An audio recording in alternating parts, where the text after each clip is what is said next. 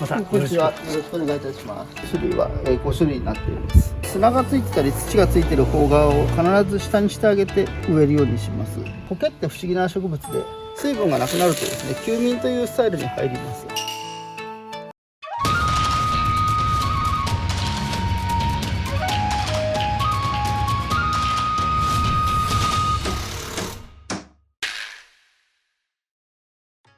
おはようございます。今回もですね、できたとこから、また苔を張ってもらおうと思いまして、で今ちょっと工事が結構ハード的な工事で時間かかっちゃうんで、できたとこから苔が張れる空間を作りまして、で大野さんにまたお願いして張ってもらおうかなと思っております。はい。じゃあまたこんにちは。よろしくお願いいたします。お願いします。何ヶ月ぶりですか4、5ヶ月ぶり。そうです。だ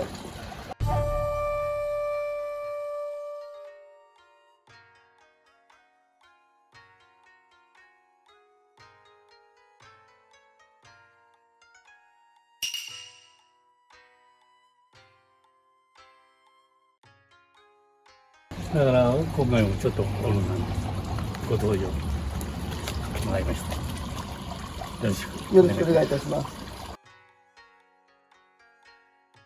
肋骨を山に植物の撮影してちょっと足元が崩れて折れてしまって、今ちょっとここにサポートは巻いてる状態ですね。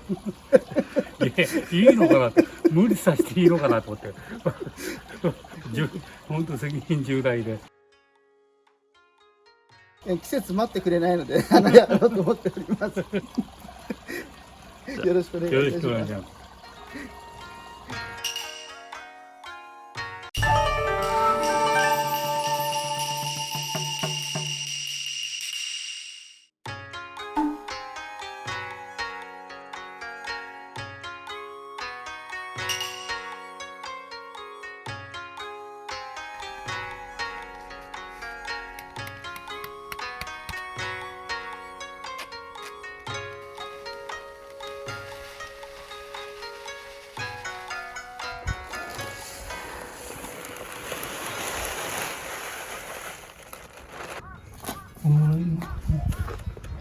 こういうとこでもう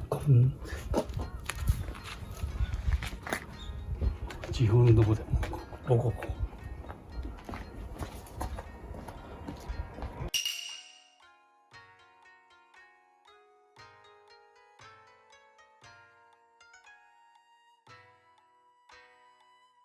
今回は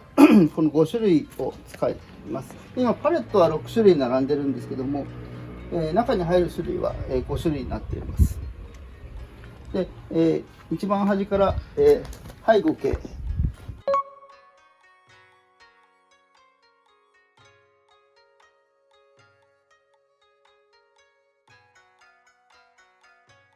と、砂苔系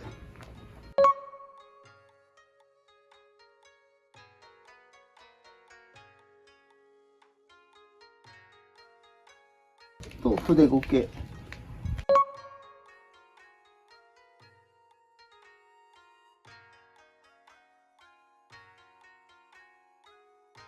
で杉苔に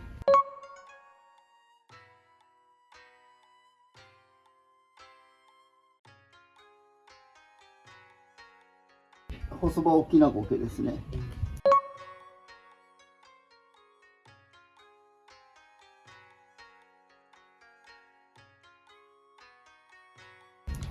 でもう一個、ここに置いてあるシートはですね、この筆苔と杉苔、一番端の杉苔とですね、細葉沖縄苔を混ぜて作った混合の、パレットになります。そうですね植えるところで環境が合わないと1種類にしてしまうと枯れる心配がありますので、混合にすることでどれか1種類がですね生き残れば、それがですね広がっていって成長するっていう方法でですね混合にしています。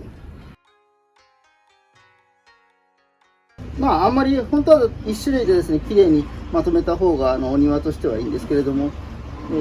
まあ、長く楽しむお庭作りということでですね、こういう今後を今回考えて使っていきます。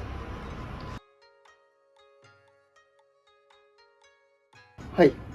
場所的にですね、今回植える場所がですね、すごい日が当たる場所なので、なるべく直射日光に当たっても大丈夫なような種類を選んでいます。そうですね、池の周りなので、湿気が多いので、ちょっと湿気が好きな種類も入れてるんですけども、今回は乾燥に強い種類を入れています。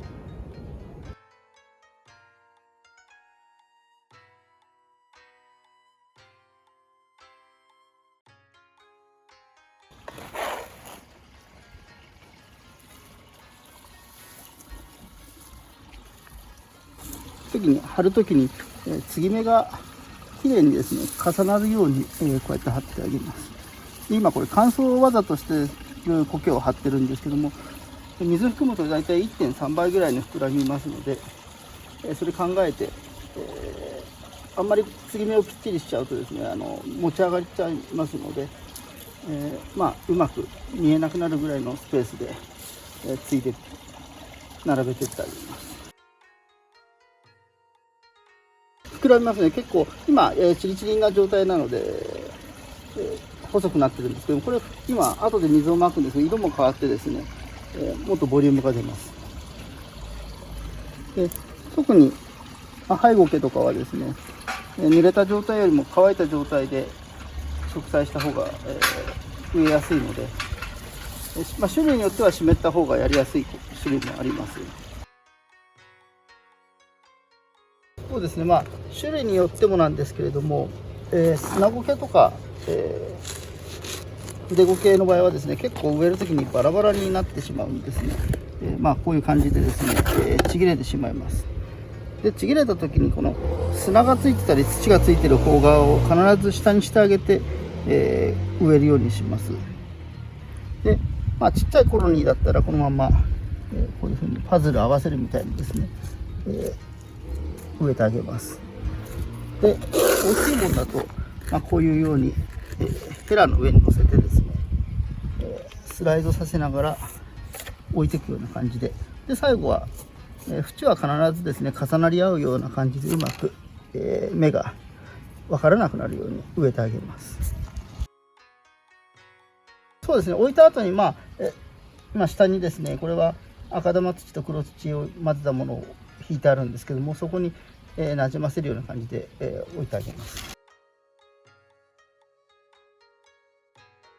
そうですね、特に砂苔とかはですね、黒土とか、砂でもいいんですけども、少しそういうものを混ぜて引いた方がですねより活着しやすいです。で他の苔だったら赤玉の小粒とかで十分なんですけれども、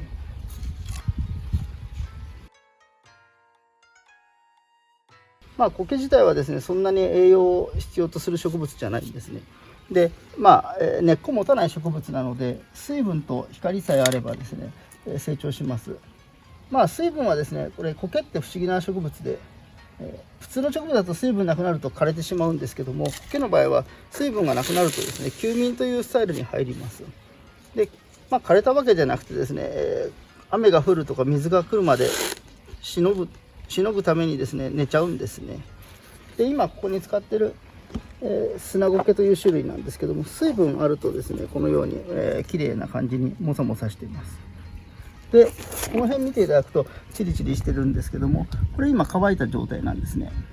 でこれ別に乾いたからって枯れてるわけじゃなくて、今この状態でもう休んでる状態なんですね。で、水をもう一回かけてあげるとですね綺麗に、緑にふさふさになります。理想はですね見た目を気にしなければ、そんなに雨とかですね、に任せればいいんですけれども、できれば1日1回ぐらいはですね表面が濡れるような感じにしてあげた方が苔は成長してくれます。あくまでもこの葉っぱから吸いますので、葉っぱにまんべんなくかかった方がですね、より吸収して成長します。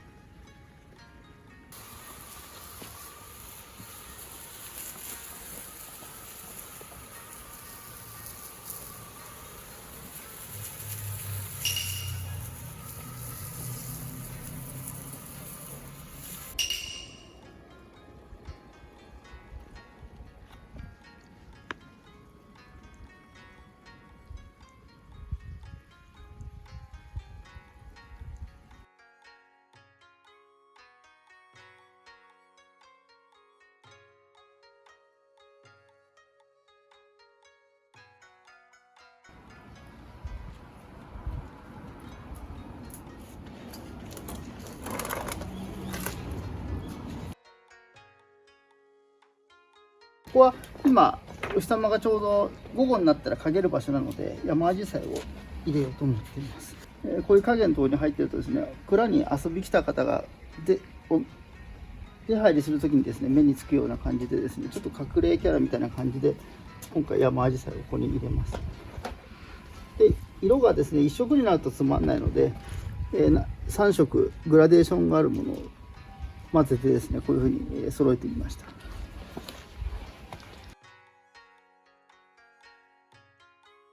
そうですね、日陰に向いた苔を今回こっちは入れようと思っています。杉苔の系統をですね、入れて、前面に引くとちょっと重いので、白砂をですね入れて島を作ったような感じの中に周りにですね、杉苔を入れようと思っています。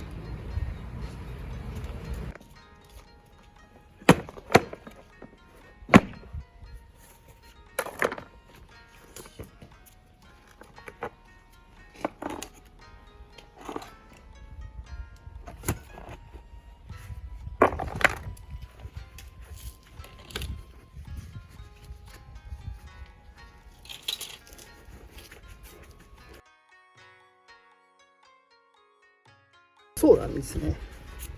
だから楽ちんは楽ちんですよね。で、あとはこの今置いてある土になじませれば入っていくので、押す感じで縁だけきれいに合わせてあげれば。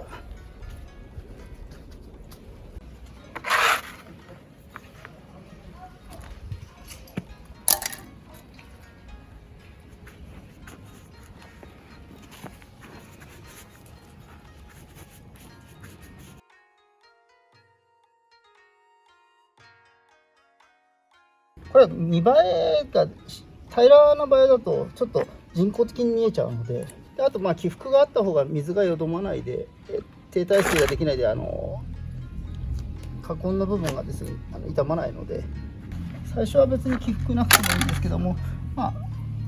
った方が味が出るというかですね、それの方がいいかもしれないです。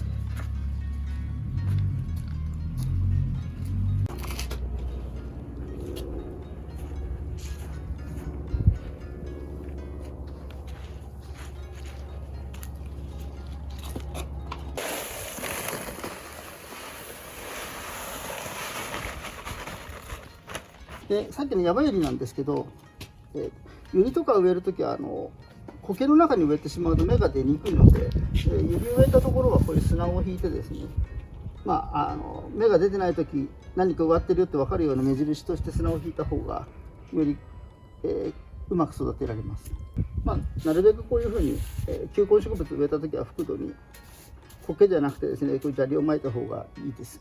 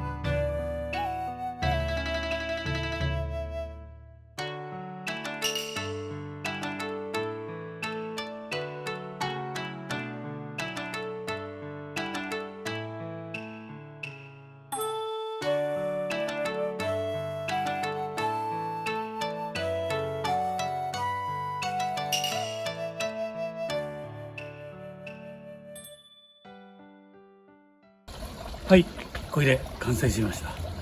また小野さんのおかげでより一層豪華になっちゃってもうね、我々石の組み方なんて本当にね、もうある程度組んじゃえば、あとはもう小野さんの石が生きてきますからね。やはりでまたちょっといろいろと状況に合わせて、いつものことを環境に合わせた形でいろいろと種類を適した形の苔を使っていただいているので、非常にありがたいと思っております。はい。ここの毛が行きましたもんね。やっぱ苔入るとだいぶ変わりますもう全然もう、だからこの麦、大村なんかも幹をこうやって、まああんまり上だけふかして幹を見せた形で苔の雰囲気をこう味わう、その雰囲気が出て、今この中にユリの球根が入ってます。はいはい。なので、もうこれからですね、これからだんだん出てきて、はい大体6月、7月になるとここにユリが咲くような感じで、今、植えてあります。うん。花草入るとやっぱ季節を楽季しむ節ことができますので、そうですね。植木は結構ね、ここにあった植木だけでこう構成してるんで、ちょっと物足んなさがあったんですけど、そこもリカバーしていただいて、ありがたく思っています。いや、もう完璧でしょ。ありがとうございます。あとね、細かいところの我々の仕事で仕上げていきますけど、まあ、あと、ことことやっていこうかなと思ってます。もうまだまだ、まだあるんですよ。だから、ちょっと焦っちゃって、まだまだちょっと、またちょっと、塀の脇とか、ちょっと条件がまた、どうかなと思うようなところも、大野さんに依頼しておりますので、また種類的に考えてもらおうかなと思っております。どうもありがとうございます。